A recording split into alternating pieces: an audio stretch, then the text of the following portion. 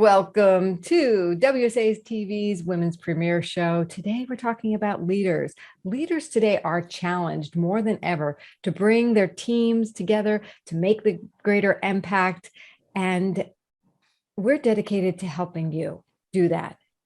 And I have 3 leaders here today to show you how to optimize your leadership today, especially if you're facing a little bit of challenges. We have the strategies for you. So here we go. Let's say hi to our leaders. Hi, Laura. Hi, my name is Rochelle Ragin. I'm a certified life coach, and you can find me online at laurarochellecoach.com, and I live in Denver, Colorado. Well, great to have you here from Denver, Laura. And hi, Vicky. Hi there, I'm Vicky McGrath. I'm in the Toronto, Ontario area. I'm an author and speaker. You can learn more about me at vickymcgrath.ca. Wonderful to have you, Vicky. And hi, Dawn Holly. Hi, I'm Dawn Holly Johnson. I'm CEO of 3D Valley Group and author and speaker. And you can reach my website at wildlysuccessfulenterprises.com. Great. Well, I know you ladies are experts and you have a lot of wisdom to share. So let's jump right in. You know, leaders today need strategies to be more effective. And I think some of the strategies you have for us might be a little surprising, but very empowering. So I wanted to start with you, Laura. What advice do you have for our viewers on how to optimize their leadership? Well, I believe every leader needs a daily self-care routine. Why do I believe that? Because self-care is the antidote to stress. And just based on the position that you're in, you are probably encountering stress on a daily basis. So what I advise is to people add a self-care activity to their daily lives. And in order to do that, you need to understand the principles of the self-care, which are commitment, consistency, compassion, and time. I just want to expand a little bit about time. So let me bring this forth to you about time and how you may be using or prioritizing your time. Each of us can all agree that we have 24 hours a day, and each hour is 60 minutes. So if we do simple math, that equals 1,440 minutes a day that we have available to us. Now, you know we've got to get some sleep. We need our rest. And so we're going to subtract that 360 minutes for 6 hours worth of sleep. That leaves you 1,080 minutes available to do all your responsibilities during the day. And I believe if you just implement a 5-minute self-care activity, what does 5 minutes do? A lot. Neuroscience says that 60 to 90 seconds of a breathing activity can course correct stress. So what does a 5-minute activity look like? It looks like maybe reading, meditation, maybe it's taking a flight of steps, or just listening to your favorite music. What that can do is that can reduce your stress. And if you reduce your stress, you get the benefits. And the benefits can be focus and concentration. And when you're in that daily grind of making those decisions, you need to be able to focus and concentrate. So I believe self-care is important. Yeah, it's so important. And I'm so glad you gave us kind of breaking it down, the perspective on it's only 5 minutes of self-care that you need to take every once in a while. I mean, obviously you want to do more, but we need to remember when we're not doing the self-care that at least 5 minutes is possible. So thank you for that, Laura. And Vicky, now over to you. Tell us, what can leaders do to optimize their leadership? Oh, well, thanks, Laura. And thanks, Laura, for your insights there. That was very helpful. For me, I'm reading a book for midlife career women to learn to use their intuition to create a life they love. And I believe that we're all intuitive and that we can all use our intuition to really be, do, or have anything we want in this life. And so today I would just like to speak a little bit about my 5-part framework for success using your intuition, and also how to create the right mindset so that creating your own life you love is easy and accessible for you going forward and going on in your life, as you progress through your leadership positions and in your life in general. Wonderful. So what is that five? Can you outline what those five steps are, just like what they are? Sure. Yes, it's my 5-part framework is dream, create a plan, use gratitude, take action, and review and repeat. Wow. So dream, create a plan, have gratitude, inspired action, take inspired and review. And how does that time into intuition? So in my life, I've learned that I have these intuitive gifts, and I believe everyone does. And I use my intuition now to guide my decision making. And I find that using your intuition brings out your childlike joy, the fun in life, and really allows you to use your creativity, your imagination. And these are all things that as women, as we go through our lives, we're a lot of things to a lot of different people, but we kind of lose ourselves in the process some of the time. We're mom, or we're wife, or we're even a business person or a career-oriented person. And somewhere along the way, maybe we lose track of our creativity.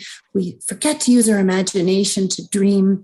And so that's what intuition does for you. It allows you to turn on those natural gifts of childlike joy and excitement and your imagination, which I think are all so key for having a joy-filled life. Yeah. And it sounds like what I'm getting from you is, okay, turn that on and then put it into a framework so that it works for you. And that's so unique because a lot of experts talk about using your intuition, or they have this 5-step process. You've married the two. So that's even powerful. And then if you come to the table with what Laura said to do, take those breaks, you can amplify your creativity even greater. So now, Dawn Holly, take us to the next place we need to go as leaders to optimize our leadership. Absolutely. Thanks, Laura. So one of the things that's really missing in business, and it's become part of the fabric of society, is that we tend to build and design our businesses the same way. And what this does is actually deplete leadership. It doesn't allow for leadership to show up well. And so in my book, What CEOs Need to Know, I express 3 major points that leadership need to take on. First is focus. Second is the proper design of the business, which is not the status quo way most people do business. And the third is that of mindset. And regardless of whether your organization is 5 people or 50,000 people, focus is critical. Focus is absolutely critical. Number one complaint I hear from leadership is, I can't get all, my ducks in a row. I can't keep everyone aligned to what the mission is, what the strategy is, what we're up to in the world. And it's assumed that everyone has the same focus, but that's not true. Everybody has their limited purview on what part they play in the organization. So to be able to define the purpose of your organization is key. And I don't see leaders taking the time to do this. Why are we all here in the first place? And get agreement amongst everyone in your organization around that purpose. Yes, we are here to do this, add this value to the world. You automatically create alignment when you do that. Everyone will make better decisions, will make your job easier as a leader. And as a leader, you don't need to manage people. You just need to enable them to deliver on that purpose. Amen, sister, right? It's like when you can, people want a leader they can follow, a vision that they resonate with. So you come to the table doing that work as a leader, and then you get that alignment. Is there any one tip you have for a leader to get that alignment to the vision? Can you repeat that last bit, Laura? Yeah. So if I'm a leader and I have a vision and I want my team to align to it, what's one thing I can do? Well, what I ask folks to do is to first don't influence people in your organization. Actually ask everyone in your organization, what do you think the purpose of our organization is? You might find that your vision is limited, that there's actually a bigger purpose to the organization. It'll also give you a sense of how well aligned everyone is already. But establish that vision together. It's ownership. It's people really wanting to be a part of something that really creates amazing synergy. I love that. I love that you are inclusive in that. And then Vicky, I love your 5-step framework. You could actually bring that to yourself to go, okay, now that you've heard everything that everybody said, what is the dream? What is the plan? What can we all be grateful for? And then what's the action, right? And then review with the team, everything. So I love your 5 steps. And then, of course, leaders never forget what Laura said. Laura said, take time for yourself.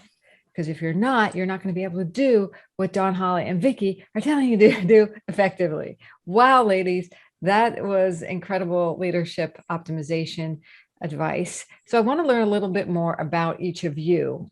If you could tell us, what do you do and who do you do it for, Laura? Well, I work with mid-career level professional women, and these women are usually very busy. They have a lot of responsibilities, which really can cause them to feel kind of exhausted and overwhelmed sometimes. And so what I do is I work with them in order for them to help them achieve balance, direction in their lives. And I do it from the foundation, which I feel, which is really critical, of what I call self-nurturing, but many people might call that self-care.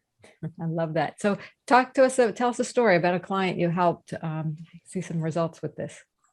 Well, I had a client that came to me and she said that she wanted to find herself. She had lost herself.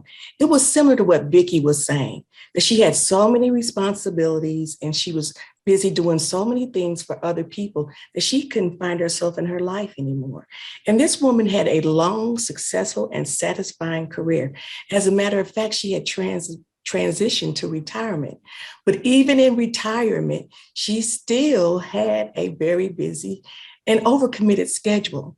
So what we did, my program that I offer to people, it is rooted in the National Wellness Institute dimensions of wellness. And those dimensions are social, your physical, emotional, vocational, intellectual, and spiritual wellness. And each one of those dimensions has a very important and key role in how we do our lives. And so what we do is I work with the client, I work with her for her to see what areas she might have needed a little bit more attention in to create the balance that she needed in her life. And so when we work with it and I gave her awareness, what we created a balance that was unique to her, what she was in need of.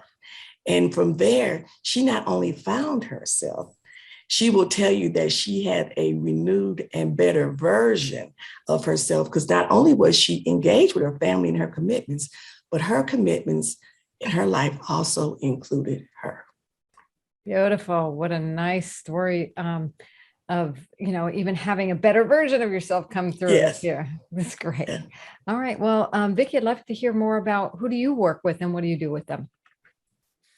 Well, thanks, Laura. I work with midlife women, late bloomers like myself. I like to call us, who maybe have had some experiences of intuition in their lives where something has just come to them, or they've got gut feelings about things, and maybe they're just wondering how they can amplify those gifts or use those gifts to make decisions in their life.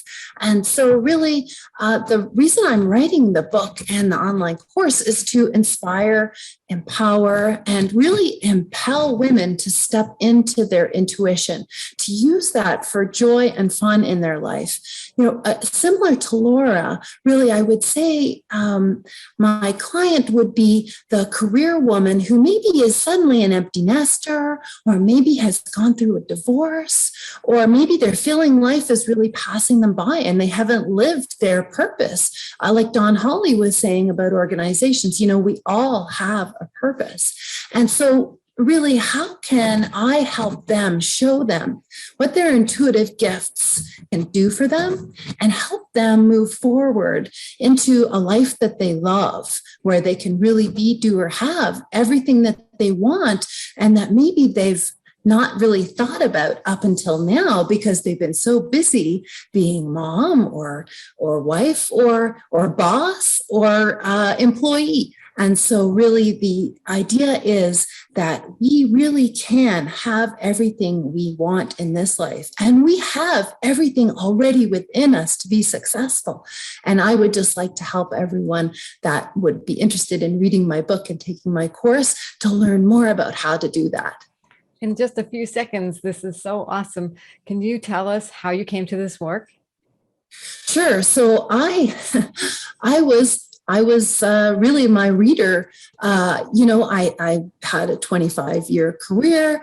I really went through my life working and doing jobs that I thought were fulfilling. And at the end of all of that, I realized that I was not fulfilling my purpose. And it was really through kind of a repeated pattern of interpersonal conflicts that I had experienced through work and life that I really came to realize that I had to change myself, my own mindset. It was my own negative thinking patterns that were causing me to have this sort of repeated pattern in my life. And that would also help me kind of lift out of this sense of lack of fulfillment in my life. And as I worked on my mindset and had more positive thinking, then that happiness feeling started within me. And that's when my intuition really kicked in. And I realized how much I have used my intuition to guide me over my life. And suddenly I realized that there must be other women who are feeling the same way and who could really benefit from learning how to use their intuition to go forward in life into a more joyful and fun life that they love, as opposed to just living a life that they think is expected of them. Beautiful. Great story. And how powerful for you to guide women to their intuition and having that life. So Dawn Holly, tell us about who you work with and what you do for them.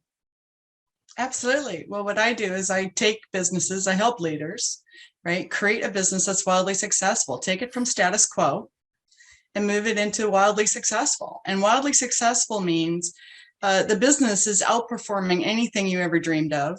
The culture is collaborative. So highly productive, highly profitable, very collaborative. And my main name is joyful to work in, right? So not unlike what Vicky went through a series of, after 25 years of working in corporate America, working, as I call myself a organizational designer, right? For the last 25 years, bringing $6 billion in value change to the world. I found that repeatedly leaders would turn away opportunity more than embrace it. And so I had to begin to question, why don't leaders want to create a healthier organization for the good of the organization, but also for the good of their people? And people would consistently turn this stuff down. And so why is that? And I had to really pour into the depths of the human psyche. And I came to realize the three things I mentioned before. Number one, we automatically assume we're focusing all on the same thing. Number two, we design organizations poorly. It's a natural human tendency to fall into a hierarchy. We do it everywhere. And it is the absolute wrong structure for a business. It depletes leadership capabilities as well as any type of optimal performance for a business. You're certainly not customer focused if you're in any kind of a hierarchy. And so that creates a mindset of just people basically just getting their day jobs done, just trying to make the most out of their day. There's a huge loss of productivity and joy in organizations because of this. So I show leaders how to redesign their business such that it naturally compels everyone to be well-focused, have the same mindset, and really provide an amazing service to their customers. And do you have an example of a result you created? Many results. Give us a short one. Yeah, short one is, so I was working with a business unit that was in a bit of a pickle. They were about to lose, their 5-year contract was up. They needed to go to bid for a new one, but intel on the street was they couldn't bring their operational costs down to do that. And, originally I was trained to just bring operational costs down, but I've actually generated far more revenue than is imagined. Nonetheless, I said, let me take a look at how this business unit is running. And of course, there was a complete lack of focus on their customers. It was all about each department doing their own thing, and each had made their own independent decisions.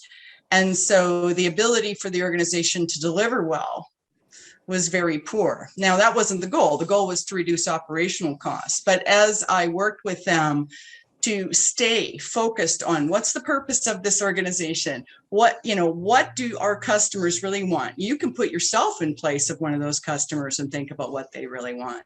And we redesigned the organization.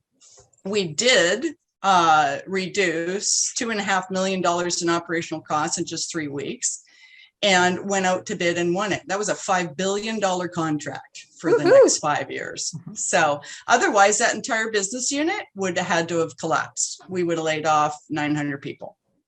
So I'm very passionate about, there's no need for constant reorganization. There's no need for downsizing, which a lot of us live in fear of day after day.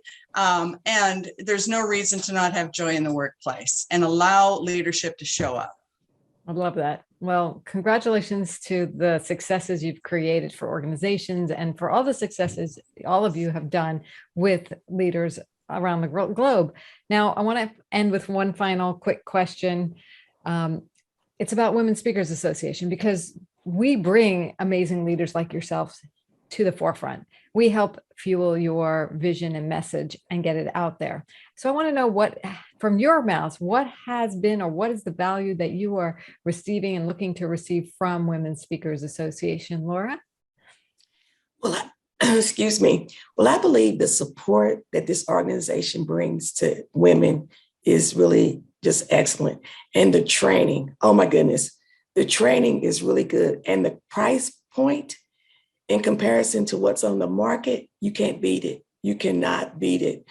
And that to me is what I say, everything. Indeed. Thank you. Thank you. How about you, Vicky? What's the value of Women Speakers Association? I am just so grateful for the community of fantastic women. We really are a community, and so many opportunities to learn from each other, and also learn from the actual organization itself and all of the wonderful things that go on, the webinars and the trainings. And really, it's so fabulous. I'm so grateful to be part of it. Yes, we do learn from each other. And I feel like we've learned a lot from each other just in this one time we've been together on this show. So Dawn Holly, and how about you? What is the value of Women Speakers Association? Well, number one, I like to surround myself with powerful women. We all need each other, whether we want to believe that or not. And the power is in all of us. And we are multifaceted beings. Women take on a lot of different responsibilities.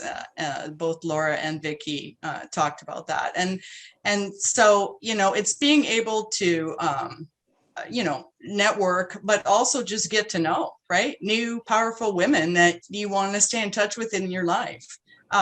So also I really want to get the word out that managing and leading a business need not be so hard. It really doesn't need to be so hard. And so, this is a great avenue for that. So I absolutely enjoy being a part of the Women Speakers Association. We're so happy to have each of you. And thank you, Dawn, for that, Dawn Holly. And what I want to say is that whether you're looking for a group of powerful women to align yourself with, like Dawn Holly said, the training that Laura and Vicky mentioned, and the price point that is a no-brainer, like Laura said, is you just simply want to go to joinwsa.com and check it out.